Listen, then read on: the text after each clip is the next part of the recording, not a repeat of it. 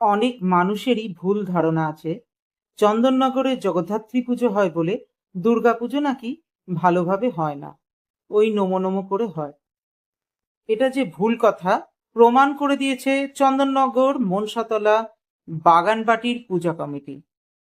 প্রায় গত 6 মাস ধরে প্যান্ডেল এবং প্রতিমা শুরু হয়েছে, তবে পুজো সামনেই জোর কদমে কাজ চলছে।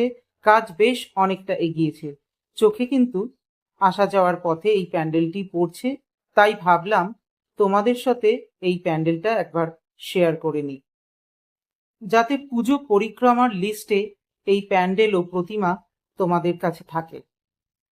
যারা যারা রাত জেগে দুর্গাপুজো দেখো তাদেরকে বলবো অতি অবশ্যই বাগানবাটিতে এসে এই মণ্ডপ এবং প্রতিমা দেখে যেও।